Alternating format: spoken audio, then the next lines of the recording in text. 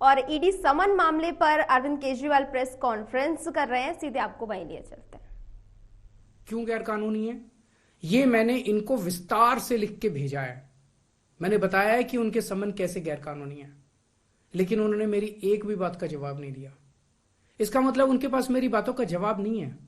इसका मतलब वे भी मानते हैं कि उनका नोटिस गैर कानूनी है। क्या मुझे एक गैर कानूनी समन का पालन करना चाहिए? अगर कानूनी रूप से सही समन आएगा तो मैं पूरा सहयोग करूंगा। बीजेपी का मकसद जांच करना तो है ही नहीं। इनका मकसद तो लोकसभा चुनाव में मुझे प्रचार करने से रोकना है। ठीक लोकसभा चुनाव के पहले इन्होंने मुझे समन भेजा है। क्यों? इस जांच को चलते 2 साल हो गए। अभी ठीक लोकसभा चुनाव के पहले मुझे क्यों बुलाया जा रहा है? पहले क्यों नहीं बुलाया? सीबीआई ने मेरे को 8 महीने पहले बुलाया था। मैं सीबीआई में गया था, उनके सारे जवाब भी दिए थे।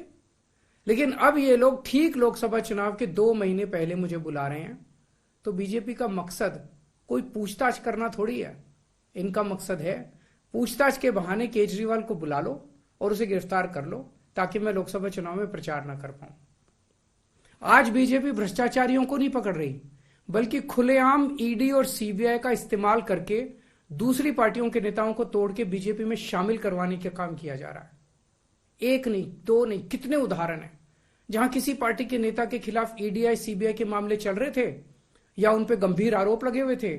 जैसे ही वो नेता बीजेपी में शामिल हुए, उनके सारे पुराने मामले बंद कर दिए गए या ठंडे बस्ते में डाल दिए गए। तो जो इनकी पार्टी ज्वाइन कर लेता है, उसके सारे मामले रफा दफा कर दिए जाते हैं। जो इनकी पार्टी में नहीं जाता, वो जेल जाता है।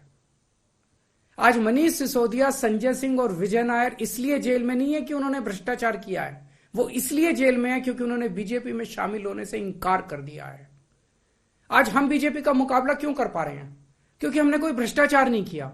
अगर हमने जरा सा भी गलत काम किया होता तो दूसरे भ्रष्टाचारी नेताओं की तरह आज भी हम बीजेपी में शामिल हो चुके तो होते आज तक। इस तरह देश के ईमानदार नेताओं को जेल में डाल के और भ्रष्टाचारियों को अपनी पार्टी में शामिल करवा के ऐसे तो देश आगे नहीं बढ़ सकता। ये क्या चल रहा है? ये जो कुछ भी चल रहा है बहुत खतरनाक है। ये हमारे जनतंत्र के लिए बहुत गलत है। इसे रोकना होगा। मैं हमेशा देश के लिए लड़ा हूं।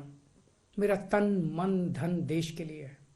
मेरी एक एक सांस देश के लिए है। मेरी खून की एक एक बूंद देश के लिए है। मेरे शरीर का एक एक कतरा देश के लिए समर्पित है। हमें मिलकर देश को बचाना है। मैं पूरी जी जान से इनके खिलाफ लड़ रहा हूं। आपका साथ चाहिए।